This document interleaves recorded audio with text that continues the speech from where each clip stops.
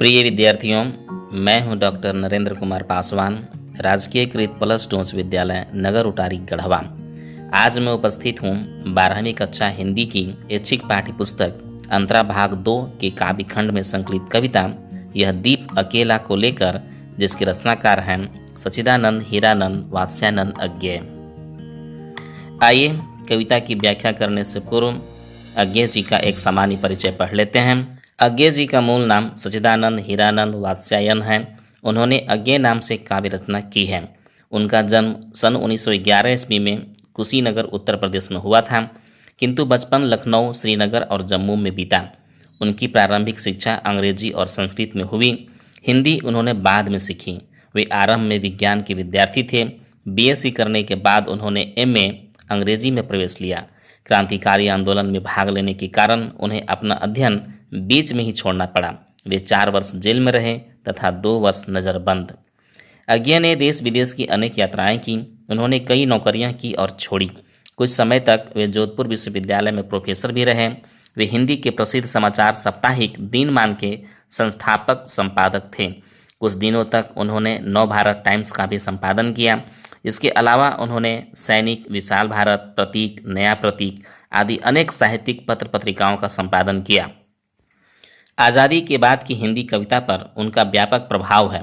उन्होंने सप्तक परंपरा का सूत्रपात करते हुए तार सप्तक, दूसरा सप्तक, तीसरा सप्तक का संपादन किया। प्रत्येक सप्तक में 7 कवियों की कविताएं संग्रहित हैं, जो शताब्दी के कई दशकों की काव्य चेतना को प्रकट करती हैं।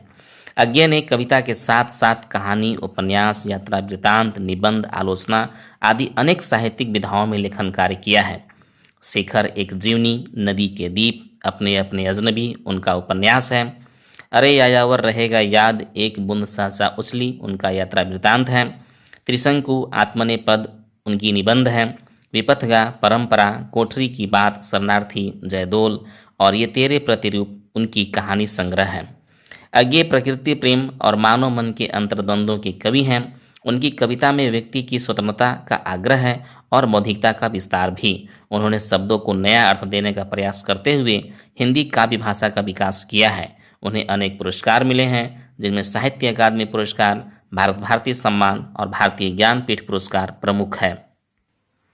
उनकी कुछ अन्य काव्य कृतियाँ हैं, जैसे भग्नदूत, चिंता, हरी घास पर क्षण भर, इंद्रधनुष रौंदे हुए, आंगन के पार द्वार, कितनी नावों में कितनी बार आदि।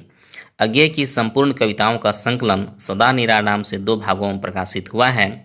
इनका देहावसान सन 1987 ईस्वी में हुआ था। कविता की व्याख्या करने से पूर्व इसकी जो विषय वस्तु है उसे पढ़ लेते हैं, ताकि कविता समझने में आसानी होगी। यह दीप अकेला कविता में अज्ञेय ऐसे दीप की बात करते हैं जो स्नेह से भरा है, गर्व भरा है, मदमाता भी है किंतु अकेला है। अहंकार का मद हमें अपनों से अलग कर देता है। कवि कहता है कि इस अकेले दीप को भी पंक्ति में शामिल कर लो। पंक्ति में शामिल करने से उस दीप की महत्ता एवं सार्थकता बढ़ जाएगी। दीप सब कुछ है, सारे गुण एवं शक्तियाँ उनमें हैं।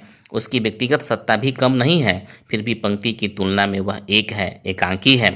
दीप का पंक्ति या समूह में विलय ही उसकी ताकत का, उसकी सत्ता का सार्वभौमिकरण है, उसके लक्ष्य एवं उद्देश्य का सर्वव्यापीकरण है। ठीक यही स्थिति मनुष्य की भी है। व्यक्ति सब कुछ है, सर्वशक्तिमान है, सर्वगुण संपन्न है, फिर भी समाज में उसका विलय, समाज के साथ उसकी अंतरंगता से समाज मजबूत होगा, राष्ट्र मजबूत होगा। इस कविता के माध्यम से अज्ञेय ने व्यक्तिगत सत्ता को सामाजिक सत्ता के साथ जोड़ने पर बल दिया है।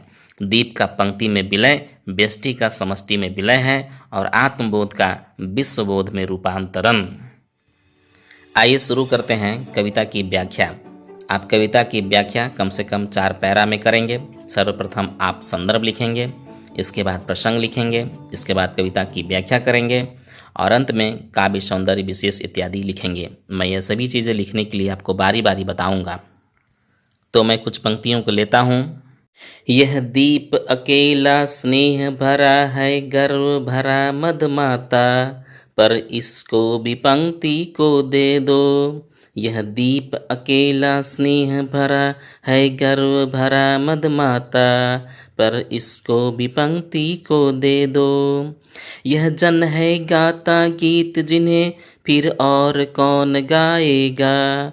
पनडुब्बा ये मोती सच्चे, फिर कौन कृति लाएगा।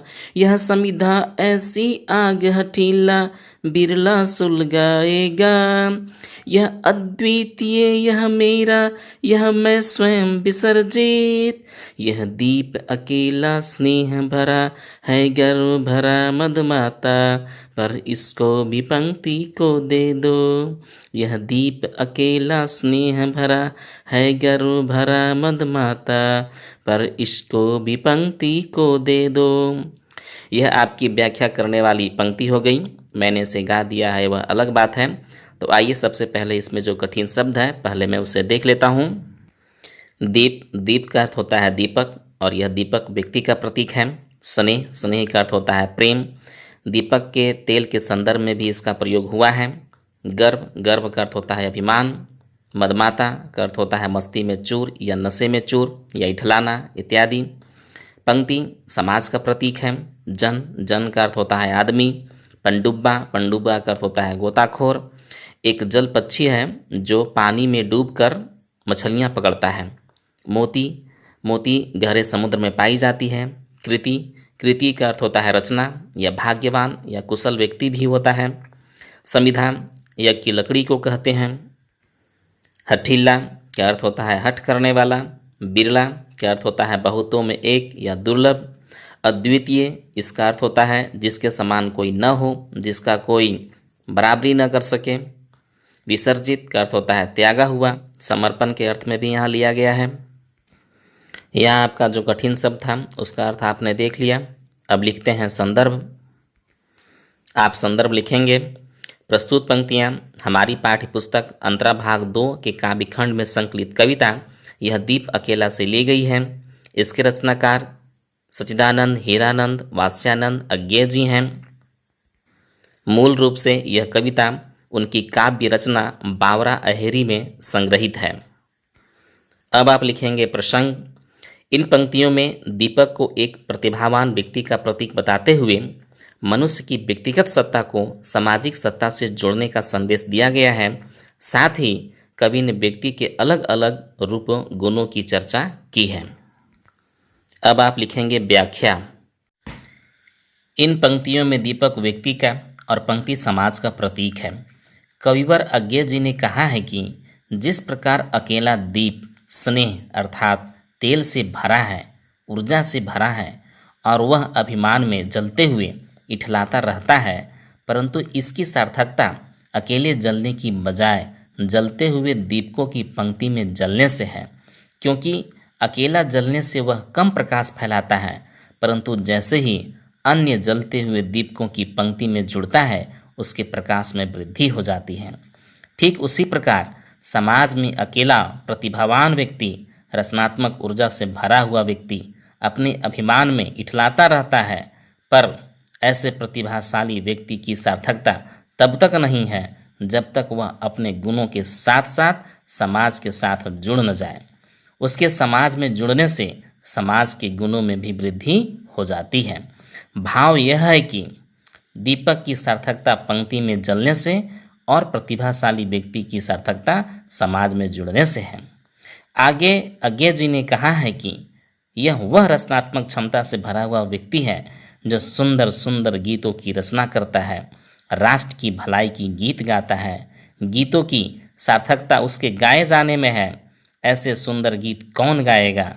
जिस प्रकार पनडुब्बा अर्थात गोताखोर समुद्र की गहराइयों में जाकर सीप से मोती खोज लाता है, उसी प्रकार यह रचनात्मक क्षमता से भरा हुआ व्यक्ति अपनी भावना रूपी विचार रूपी समुद्र की गहराइयों में डूबकर सुंदर सुंदर कल्याणकारी रचनाएं करता है।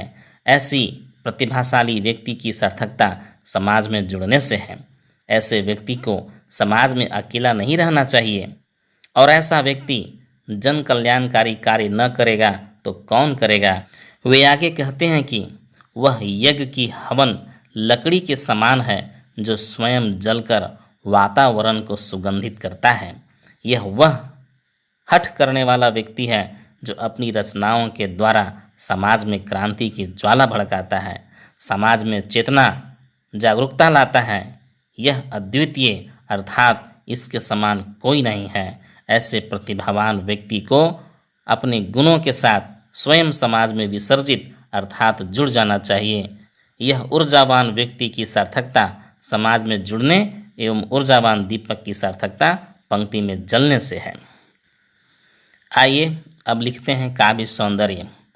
तो आप इसे लिखेंगे, प्रस्तुत पंक्तियों की भाषा साहित्यिक तत्सम प्रधान खड़ी बोली है, छंद मुक्त छंद है, परंतु कविता में गीतात्मकता है, लय है। गाता गीत में ग वर्ण की आवृत्ति होने से, कौन कृति में क वर्ण की आवृत्ति होने से, हठीला बिरला सुलगाएगा में ल वर्ण की आवृत्ति होने से अनुप्रास अलंकार है। अनुप्रास आपको और भी कई जगह मिल जाएगा। पनडुब्बा ये मोती सच्चे फिर कौन कृति लाएगा में आपका रूपक अलंकार है। यह समिधा ऐसी आग हठीला बिरला सुलगाएगा में भी रूपक अलंकार है। कौन गाएगा कौन कृति लाएगा में प्रश्नालंकार है। बिंबो प्रतीकों के जरिए कवि ने अपनी बात कही है। गीत गाता में ध्वनि बिंब है। दीपक व्यक्ति का प्रतीक है और पंक्ति समाज का प्रतीक है इत्यादि। अब हम देखते हैं अगला छंद। यह मधु है स्वयं काल की मौना का युग संचय, यह गोरस जीवन काम धेनु का अमृत पूत पय, यह अंकुर फूल धरा को रवि को तकता निर्भय, यह प्रकृत स्वयंभू ब्रह्म अयुतः इसको भी शक्ति को दे दो, यह दीप अकेला स्नेह भरा है गर्व भरा मदमाता पर इसको भी पंक्ति को दे दो। आइए सबसे पहले देखते हैं कठिन शब्द। सबसे पहले है मधु जिसका अर्थ होता है शहद, काल समय, मौना का अर्थ होता है टोकरा या पिटारा, संचय का अर्थ होता है एकत्र करना, गोरस दही या मक्खन को कहते हैं, कामधेनु गाय यह सभी इच्छाओं को पूर्ति करती है, पूत का अर्थ होता है पवित्र, पय का अर्थ होता है दूध, अंकुर पौधा बनने की पूर्व की जो स्थिति होती है, आपने चने का अंकुर देखा होगा। धरा का अर्थ होता है धरती, रवि का अर्थ होता है सूरज, तख्ता का अर्थ होता है देखना, निर्भय का अर्थ होता है भय रहित निडर, प्रकृत का अर्थ होता है प्रकृति से उत्पन्न या प्रकृति के अनुरूप स्वाभाविक, स्वयंभू का अर्थ होता है जो स्वयं पैदा हो, ब्रह्मा का अर्थ होता है ईश्वर, अयुतः का अर्थ होता है 10,000 की संख्या को भी कहते हैं अयुतः, और एक है असंबद्ध पृथक यानी अकेला। आप इसका संदर्भ वही रखेंगे जो इसके पहले व्याख्या खंड में आपने रखा है। इसका प्रसंग बदल जाएगा तो आप लिखिए प्रसंग। इन पंक्तियों में कवि ने अनेक उपमानों द्वारा प्रतिभाशाली व्यक्ति की विशेषताओं को रेखांकित किया है। अब आप लिखिए व्याख्या। अज्ञे जी ने इन पंक्तियों में कहा है कि वह अकेला व्यक्ति शहद के समान है, अर्थात जिस प्रकार शहद समय रूपी टोकरा में युग अर्थात एक लंबे समय के पश्चात मीठा शहद तैयार होता है, ठीक उसी प्रकार अपने गुणों को प्राप्त करने में एक लंबी अवधि को लेता है वह व्यक्ति, तब जाकर वह ऊर्जावान व्यक्ति बनता है। जिस प्रकार गोरस अर्थात दही मक्खन एक लंबी अवधि के पश्चात बनती है, उसी प्रकार व्यक्ति के व्यक्तित्व का निर्माण जीवन रूपी कामधेनु अर्थात जीवन रूपी कड़वा मीठा अनुभव से प्राप्त होता है, तब जाकर उसे अमृत के समान पवित्र दूध रूपी फल मिलता है। जिस प्रकार अंकुर धरती की कठोरता को चीरकर बाहर निकलता है और सूरज को बिना डरे देखता है, उसी प्रकार व्यक्ति भी सभी बाधाओं को पार कर सत्य कहने का साहस रखता है।